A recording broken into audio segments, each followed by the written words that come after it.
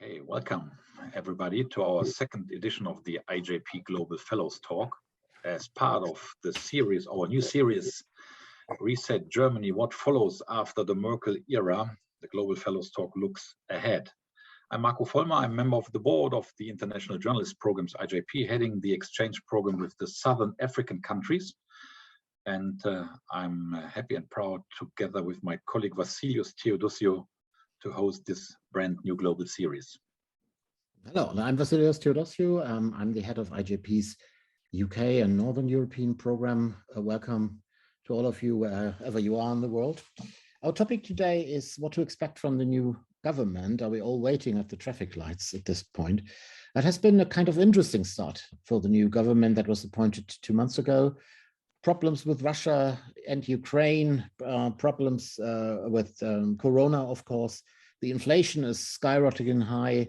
Greenpeace will take over the Foreign Office, and so on and so forth. A lot of things to talk about. We would like to give you a deeper insight today into what is going on in Berlin with two wonderful speakers that have joined us. At least one is here. It's Barbara Junge and Jennifer Wilton. I'm pretty optimistic is going to come and join us in a couple of minutes. So I might introduce to you, first of all, Barbara. The most important thing in her CV is, of course, that she did IJP about 23 years ago, if I got this correctly, and spent a couple of months in the US with our Arthur F. Burns Fellowship. Currently, she is one of the two editors-in-chief of Taz, die Tageszeitung, in Berlin, and before that she was the correspondent for Der Tagesspiegel in Washington, so she has quite a grip on international affairs. Welcome, Barbara, first of all. Thanks for joining us this afternoon, and I would like to open the floor for you and maybe to give us a little input and impulse. Here we have Jennifer Wilton now. We have her. Sorry, we stop it. I haven't seen her. Finally, hi, Jennifer. Finally, we have Jennifer on the call. Jennifer, we are happy that we have you on the call now. Let me introduce Jennifer. Since January 1st this year, Jennifer is the new editor-in-chief of the daily newspaper Die Welt. Before that, she worked as head of the cover story department at Welt am Sonntag.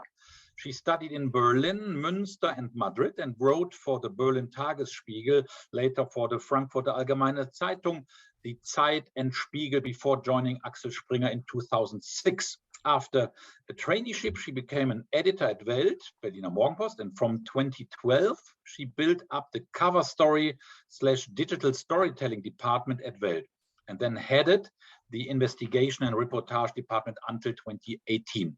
Jennifer Wilton is a well-known IJP alumna of the IJP George Weidenfeld Börse, which is headed by Vasilios. Welcome again to our Zoom call, and now we start with our issue. And Vasilios, please go ahead. Yes, and I introduced the issue already, so we now switch back to Barbara with a first input on what is the situation in Berlin, how is it going with the new government. Barbara, I hand over to you. Okay, thank you. Hello, Marco. Hello, Vasilios, and my fellow colleagues here. Thank you for your kind words. And I just jump into it as we don't have that much time. So I agree, it's been a bumpy start, but the factors were more exterior than interior. So I try to go a little bit back to look at the coalition, the new formed coalition itself, and what to expect from it. So we, the Taz, more coming from the, let's say, left side, the liberal side of the spectrum, observed this called traffic light coalition, not surprisingly under rather specific but globally utmost important aspects. So we ask ourselves, is the coalition one that can reach the necessary reductions in carbon emissions? How does, especially the combination of a friendly speaking, rather reluctant liberal democratic party and a more ecologically determined green party work out? And the fun fact here is that Taz is generally seen as close to the Greens, whereas the WELT, like Jennifer, hello Jennifer, at first, in general is put on the more liberal boat. We also ask ourselves if the new foreign minister, the former Green leader, Annalena Baerbock, has a plan what international climate policy might look like, so under practical conditions, and if Germany is really on the way to fulfill the hopes on a peaceful transformation to a carbon neutral society that are placed in it. I think also the question is not only looking at the climate side, but what does all the hopes for a idealistic world, which come from the Greens and from the liberals, work out, looking to peace and war, democracy, human rights, civil rights, and all this under conditions of European frame. So I can't answer all this, but I think although the start was rough, the ample experiment could well be a model for the necessary transformation on a global scale. Also, there's a new type of leadership and interaction that could lead to success. Also on a international stage, but now to the real politics.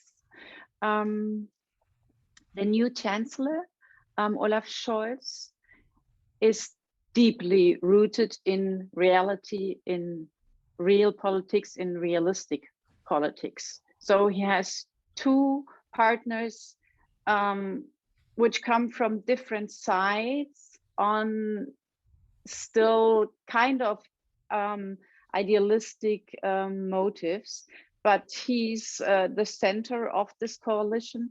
And looking at the start, he's been doing what he wanted to do. He's been planning his chancellery since years.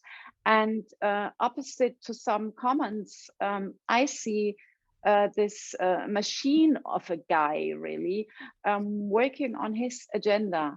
And his agenda might be take back the outfall of the new liberal era and put emphasis on social security, all while transforming country, and including repairing the unrestricted wealth accumulation of international companies.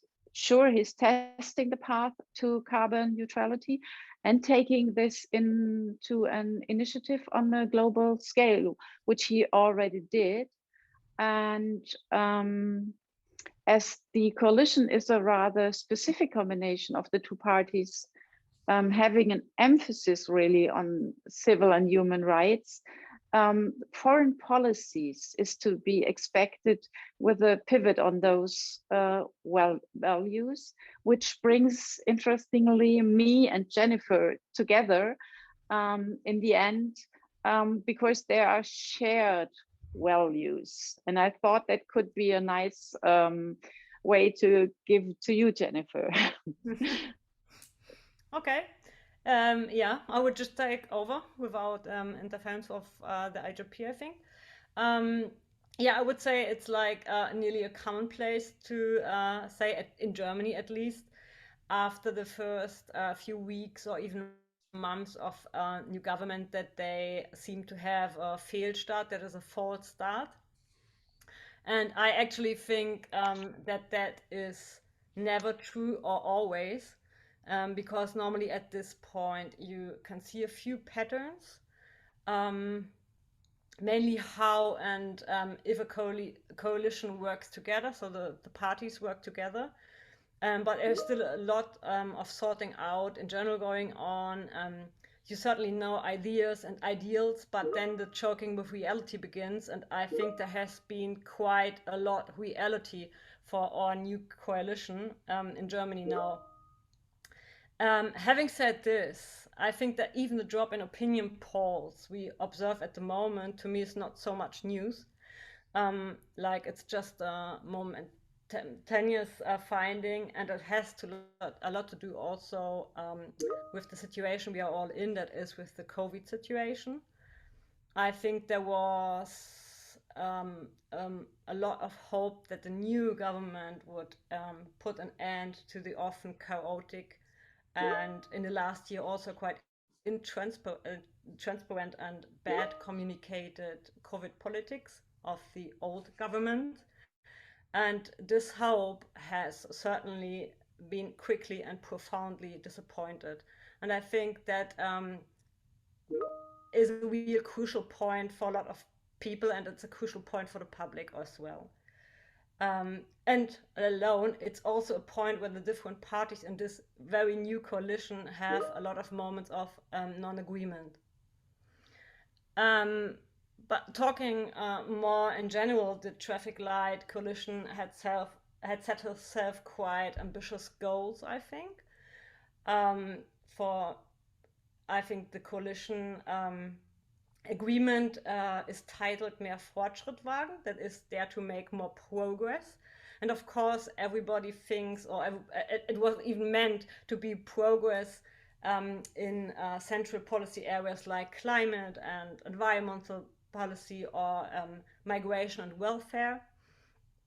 But right now, under the impression of this week, we saw a week full of foreign policy action, in which it seems to me at least some members of this government made quite clear that they are very serious about making changes also in this area. I am talking less about the still quite silent Chancellor Olaf Scholz and, for example, his trip to the US, of course, but mainly about the Foreign Minister Annalena Baerbock. And I must say, although one might expect other, that she, after quite a troublesome election period, and widely troublesome, it was a surprise to me how her first week in office went, and to put it even more clearer, it was quite a positive surprise. And apart from that, she is probably, beside the Chancellor, the person most talked about, not only in political Berlin at the moment. So I think in her traveling, and she did a lot, she already set a tone in her visit to Russia. She was very clear, but still open for dialogue in this very difficult situation. And I had the impression that even the Russian Minister Lavrov was surprised by how she acted there. And then came the visits to the Ukraine this week, and this week was already the second one, as we know. And I think also in this visit she was quite firm, very professional, and still empathetic, stating that her position and the German position was clearly at the side of the Ukraine. But of course, I must say that there is still, and that's like an issue we are talking a lot about here, there is still a question what to do with these words if they are not followed by action. And it doesn't seem that there is any action planned, as we know. And that was the positive side. But what happened after that this week, and which is obviously a thing we are discussing in the WELT a lot, the move to engage the chief of Greenpeace as a special envoy for international climate policy. That is another, I mean, that's a story we might discuss right away now, but yeah. I leave that to her. I leave it for the discussion, I think, but I mean, it's not surprised that we are less amazed by this step. I'm also, Barbara said that the Chancellor is working like a machine. I agree on that, but I don't see it very positively, I must say. I'm not that amazed by his acting, because he's also acting like a machine in moments he shouldn't, and he keeps silent in moments he shouldn't, and I think we have to criticize that. I'm of course talking about the issue of the Nord Stream pipeline project. I'm talking about Ukraine, and I think in some respect his behavior here is perhaps representative for how he understands government, and that doesn't make me that optimistic. Yeah, just leave it here, and I think I'll just stop here also to have more time to discuss with Barbara. Perhaps let me say one thing. I think you mentioned it also, the question about new forms of political leadership. I think what we see is a change of generational change in parliament this time. I don't see this change so much in like the leading figures of the government, but I do see it in parliament.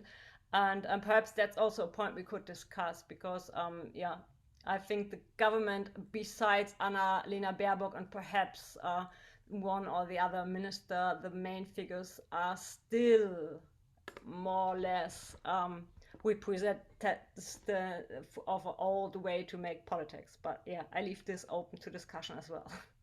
Thank you, Jennifer, and thank you, Barbara, for these inputs, these first inputs, which is a perfect start, I think, for a lively discussion. Before starting that, I would still like to apologize to our alumni who are still coming in, because I think we all faced technical problems to enter this talk. Sorry about that, but now we see that more and more people coming in, so the discussion could be started. And we would like to ask you, our IJP alums, to participate and enrich our discussion. Raise your hand or write your question in the chat, so that that you can be part of the discussion. And till that, we will try to also bring some questions. Here's the first question coming from Kara Holm Thompson, that seems to come from our northern program, and maybe we can bring her Danish. We can bring her in our call, Claudia. Can we that she can ask her question on her own? Cora, you can just unmute yourself and ask the question if you like. I don't have a picture, so I think we should read the question then, in that case. Okay. So his question is actually, how does the recruitment of Jennifer Morgan affect the climate policy of Germany? Does it make it more radical? Does it make it more international? I think, if I saw it correctly, Die Welt said it makes it more radical. Die Taz said it make it more international. Maybe it's both. So maybe you can both comment on that. But you are not asked, Vasilius, how to guess. Yeah. Yes, please, Jennifer, start, please. Do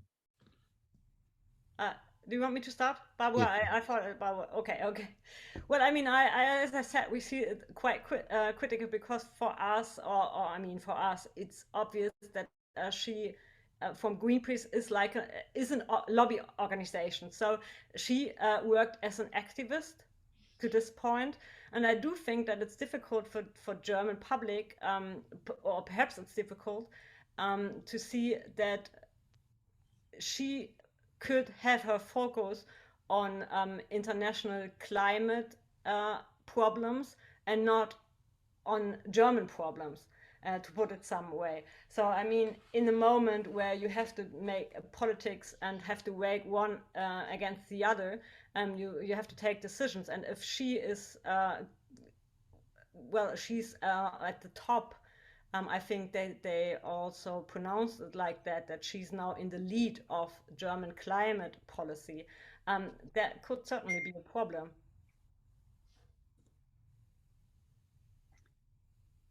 I would say, so I met Jennifer Morgan a few times. So as a journalist, I met her in Washington at her NGO, but I also met her at the Munich Security Conference. And that's worth mentioning, because that puts Jennifer Morgan, for me, because I've seen her acting there, as in a realistic policies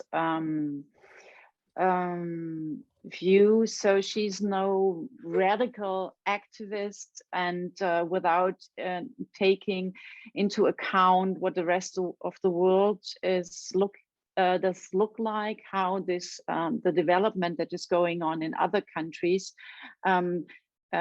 relates to what she's fighting for. She's been in contact with the militaries in Munich. She's quite good in relating to other governments.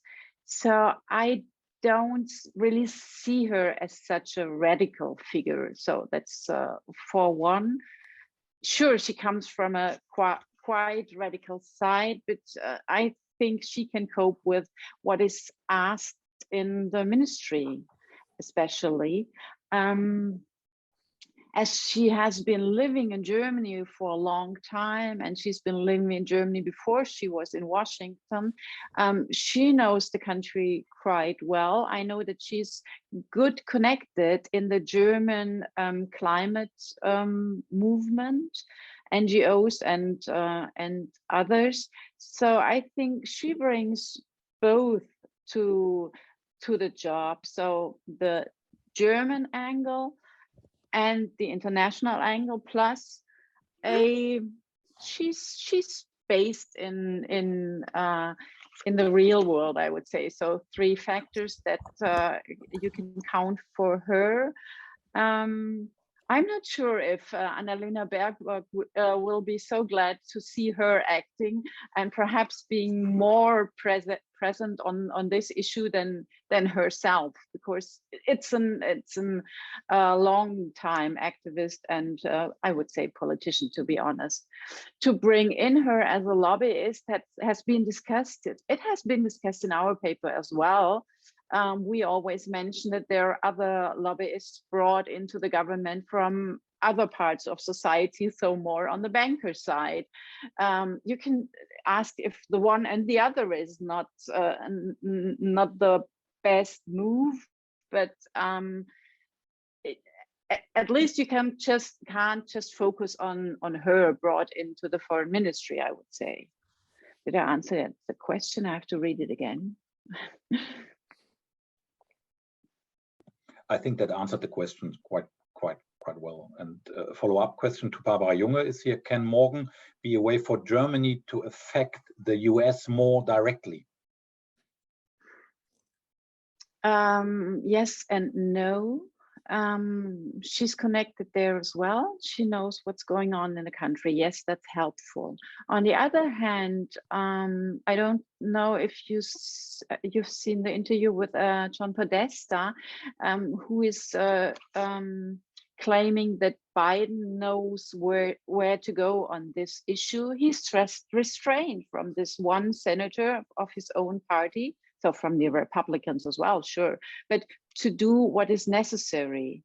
I don't know. So the relation on this topic is closer, I'm sure about that. But if that's helpful in any way, I don't know. So perhaps it's helpful because, sorry, then I shut up. And because the chancellor has made a move even before he was a chancellor. So as a candidate, to bring together a club of countries who want to go further. I think Jennifer Morgan could be helpful on that. Okay. Do you have any other questions concerning this appointment, or this interesting appointment from the audience? And just let me make the remark that if you want to raise your hand, in the lower bar you find a button called reactions, and then you can just raise your hand on this issue. Maybe then let's switch this topic and go to the Russia-Ukraine crisis, as Mr. Scholz is going to be in Kiev and in Moscow next week. What are your expectations from what you hear from your correspondence there? What do you think he can achieve there, if anything? I mean, yeah, please, Jennifer. Yeah, sorry. Okay. I mean, I think it's really difficult because I'm I'm struggling a little bit to understand the policy of the coalition in this aspect, because we have, for one hand, we have the silent chancellor, and on the other hand, we have Annalena Baerbock, who's traveling to Ukraine and talking about being at the side of the Ukraine. I am asking myself, is this a consistent foreign policy, what they are doing? It was a lot about pictures, and those were impressive pictures from Annalena Baerbock on her trip, but it was also not a casualty that her appointment with the president there was cancelled. And one of the topics most discussed this week, I think, is the way Olaf Scholz didn't say anything about Nord Stream. It was like a kind of a really strange situation when the US president was talking, and he was like making like not saying anything. So he refuses to make this point. So I really don't know what to expect from him when he's in Moscow, how he will address this topic, what he will say, if he not even there says anything till now. Or let's say that he didn't make his. I think we know his position. I mean, at the end, it's about how Germany will react if Russia invades the Ukraine, if they will stop the project or not. But as I said, till now, everything is silence. Perhaps he prepares anything. I mean, there are circulating a lot of theories about why he keeps silent, and perhaps he's preparing just to drop it in Moscow. Who knows? Perhaps he surprises everybody. So we will see a surprise, Barbara, or we will see a silent chancellor then? I haven't seen Olaf Scholz as an expert on foreign policy. I think, yeah, you have to see Scholz came late into the picture because he had to be briefed by the CIA director directly to get to grips that this is a time to act. So not to spend your time in Spain as the first country. That makes him a late starter on the issue, really late starter. He was so focused on interior politics. I don't understand that, but it seems to be true. Then you have to know that more than half of Germans in the last surveys want a peaceful relationship with Russia. So the emphasis on handling it out, like Scholz does with social security and climate, is also an issue he's working with on that front. So on the one hand, being a really stable partner in NATO and reassuring the Baltic countries, but on the other hand, looking at, okay, in my party, not only the former Chancellor Gerhard Schröder, but others as well, and in the population, there's really the wish to stay on good terms with Russia. So I don't see a surprise coming from his side. Is there anything at all coming? He has to offer to be the one to not stop Nord Stream 2, because it's in his hands. Perhaps that makes him a little bit more of a partner to discuss with the Russian side. Do you see a realistic chance to get rid of Nord Stream 2 if Russia does not invade Ukraine? Actually, I don't think so. I really don't think so. I mean, there has been a lot of talk about that,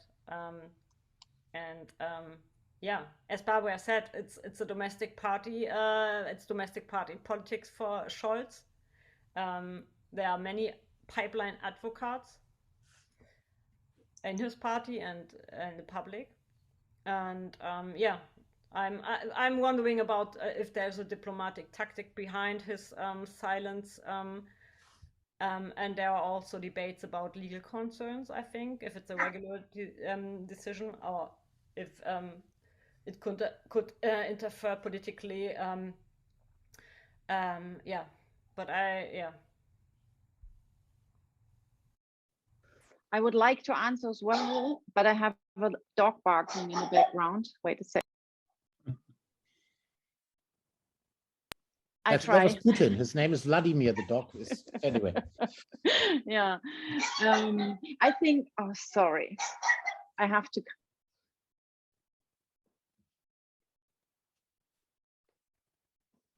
I tried it the authoritarian way, but you see it doesn't work. I think I tried again. The Greens could have a saying in it because the new head of the Bundesnetzagentur, or how to translate that. So the agency who is responsible for how energy is transported within Germany is a appointee of the new climate and economics minister, so Robert Habeck, and he's a former Green minister in Schleswig-Holstein, so federal state in Germany. Perhaps there is a saying of the Green Party within that. If I take your question, if there's a chance to get rid of it, I see it perhaps there, or if I see, then I see it there at the moment. Yes. Okay, I actually agree on that, but I see it's a very, very small possibility. There's a question from Lamia from Azerbaijan coming in, and maybe you have read it already. She says, after Deutsche Welle, German way, the Deutsche Welle, the German Foreign Service, has forced out of Russia, how easy is it for other German media correspondents to function inside the country? Could you give us an insight from your teams, from your correspondents?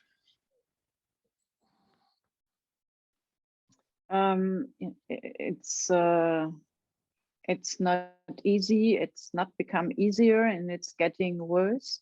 I'm concerned what regulations will come next.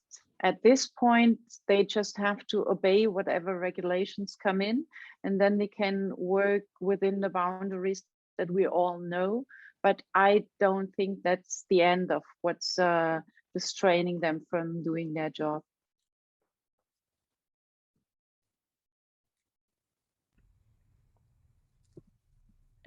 Yeah, it's the same here.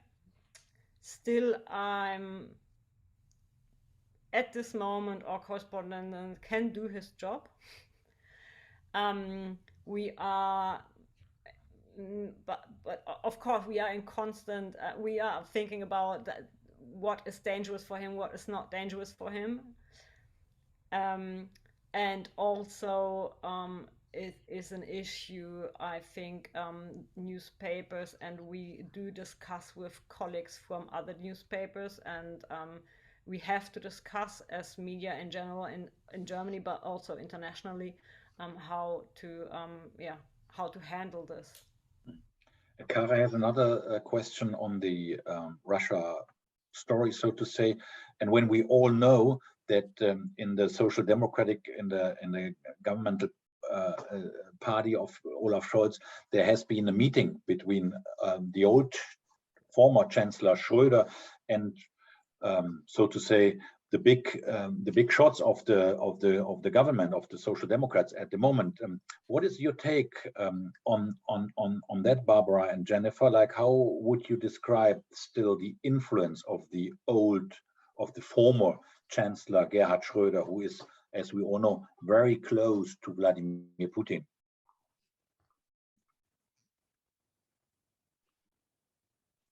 I can start again, or? Yes, please. Okay. So the described meeting is a meeting within a part of the Social Democrats. So it doesn't go really, I would say it doesn't reach into the chancellery.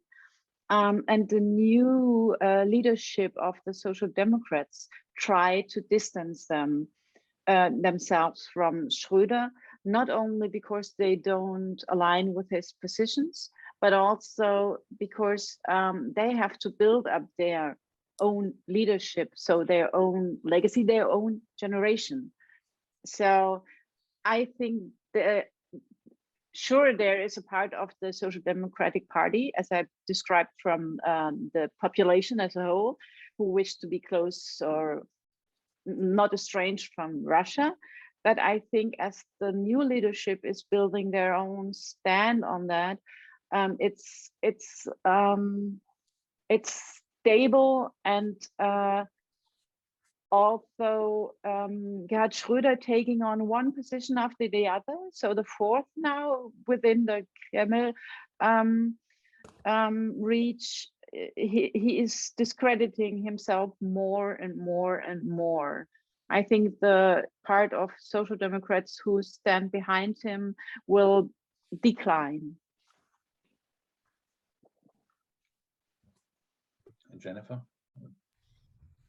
I think actually I do see the attempt from the party, or from parts from the party, to look for distancing from Schröder, but I still think it's quite alarming how much influence he still has when we see what he did in the last years, how he what kind of people he meets, who are his near friends, how he acts towards Russia and Putin.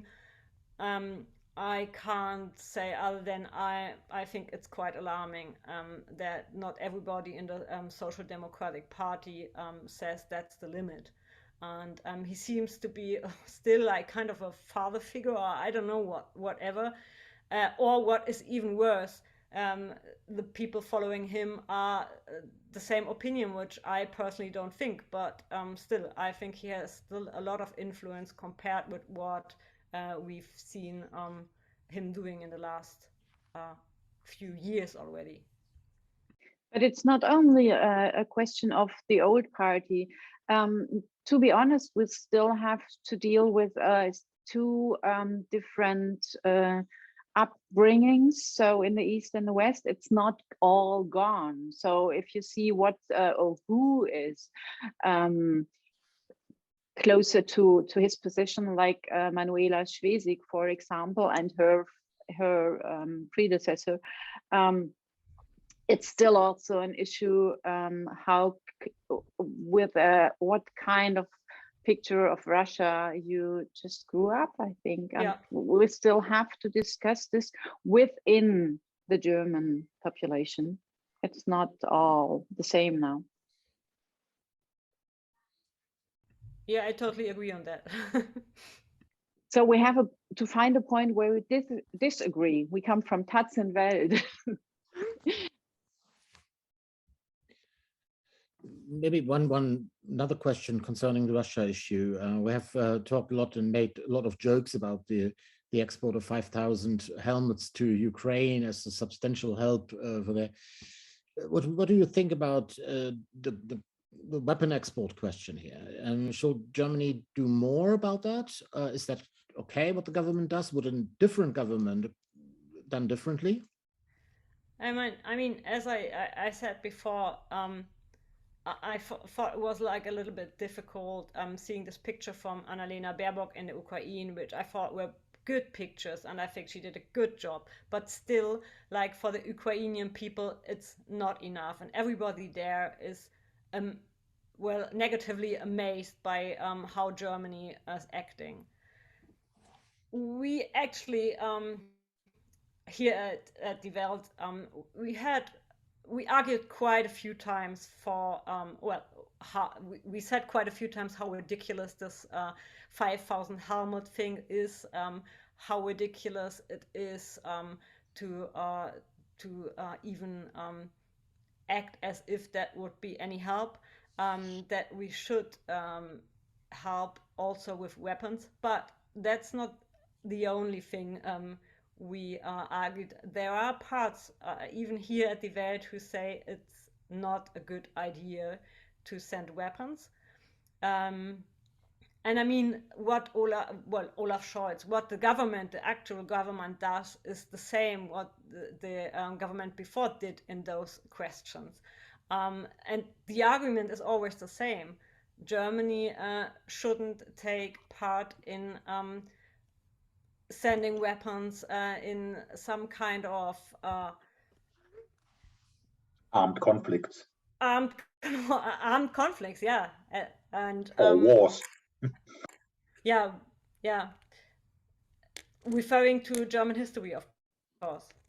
So, and it's even, of course, it's even a more serious question if we talk about Ukraine and the history Germany has with this part of Europe. Yeah, but there again, we're at the history, and to get a little bit further, because I'm not completely dove. I would say Europe is the only way, or a center or a core Europe. So with France and other countries, I don't see any other way to be a little more of help in such conflicts from the German side. I don't see the European Union, because it's not working on this. So I still go along with the idea of a core Europe, finding together in at least within the NATO, which Stoltenberg always asks for. I don't know. Yeah, it has to be within NATO. Everything else is not. I can't think of it. But still, how strong such a core alliance would be is still a fact to find out.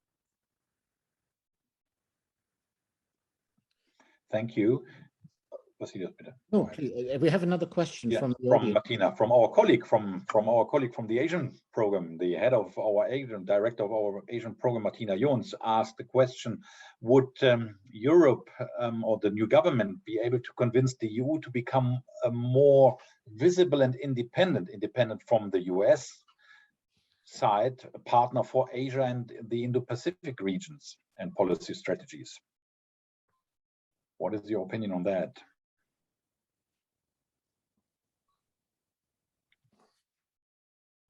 Barbara. I tried to already give an answer to that with my last answer, because it goes together. So in the Pacific region, we are talking mostly about security policies, and there again I go back to my point of a core Europe alliance, and the other question is of trade. There, the European countries are not talking with one voice either. Yeah, I can see the European Union going together on human rights issues and on trade issues, not on security issues.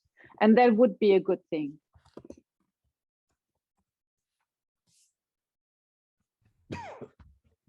Jennifer? Yeah.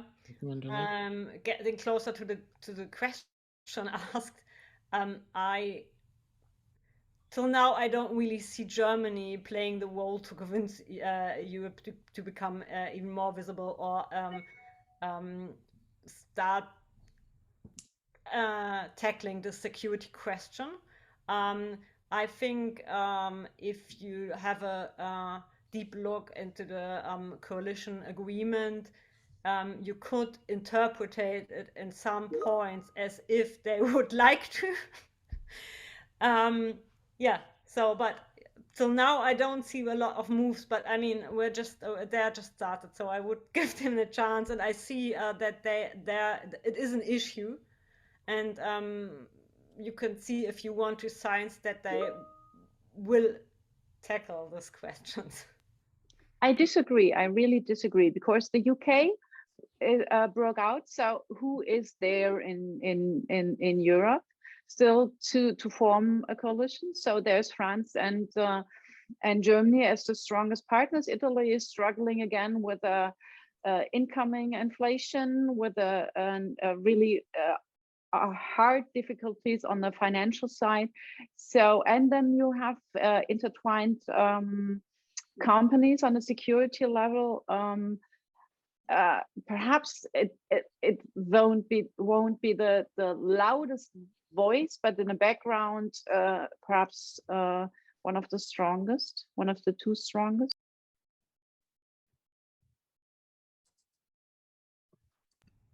Yeah, Martin? I mean, as I said, I do think that there is ambition to do so, but I'm a little bit doubting. Like Europe has so many problems at the moment, interim problems, and that's why I have my doubts. But yeah.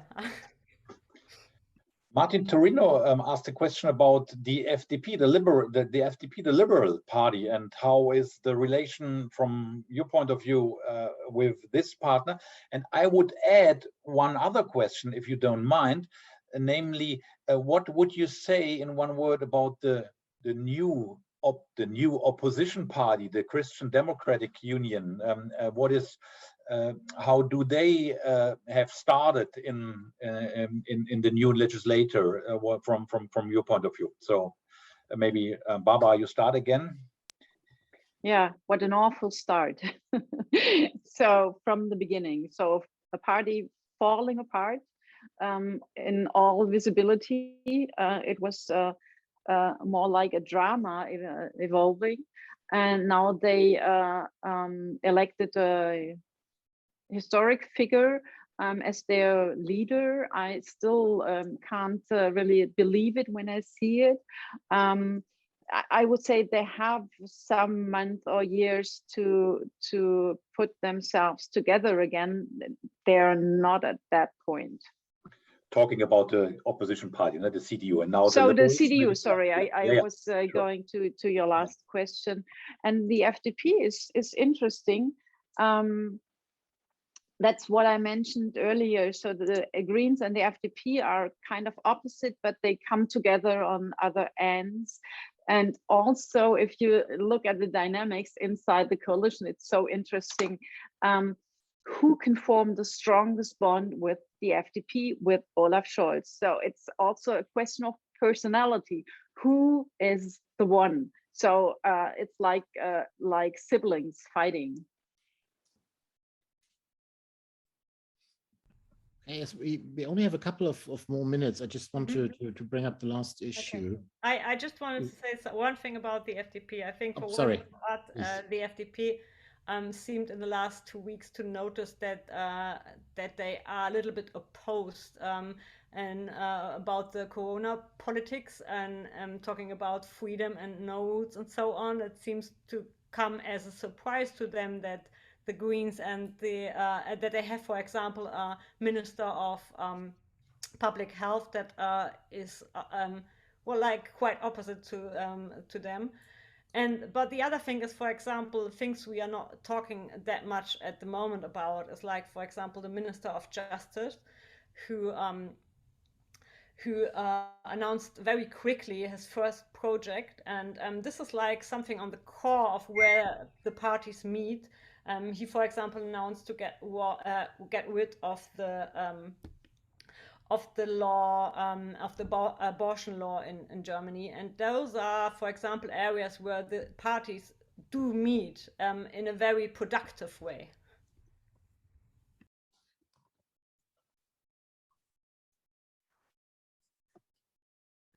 I stopped because Vasilius was so nervous. No. Fair enough. Maybe you give us also your impression about the start of the opposition party under Friedrich Merz, the new opposition leader. Yeah. Jennifer? Yeah, I mean, I think we should give this party like a little bit time to find itself, and I do have as a more or less, let's say, more or less young person, I am not convinced if Merz is the best to do so, but hey, we can see. Certainly has a lot of people who wanted him to do it. Okay, thank you very much. I think we have 4 minutes before the hour, and we all have possibly other appointments afterwards. I would like to thank you very much, especially due to the technical problems we had, we faced at the beginning. We would like really very much to thank you, Jennifer and Barbara, our two alums, editors-in-chief on 2 different media, so to say, for your insight. I think that was quite interesting and very lively. Thank you very much indeed for that. And that was our second global fellow talk, waiting at the traffic lights, what to expect from the new government and maybe also from the opposition. But here we say we need some time, or we give them some time to recover. I can let you know that we will have a next talk in 2 weeks, again on February 23rd, rebuilding the economy between COVID, digitization and climate neutrality. And we will have the Parliamentary Secretary of State of the Federal Ministry of Economy, Franziska Brandner. And we will have Dr. Joachim Lang, Director General and still Director General of the Federation of German Industries. He is going to leave the BDE, the Federation of German Industries, but he is still accepted to do this talk. I think again hopefully another interesting talk. Thank you very much for your attendance. Goodbye, take care, and stay healthy. Thank you very much also from my side. It was wonderful, and see you soon.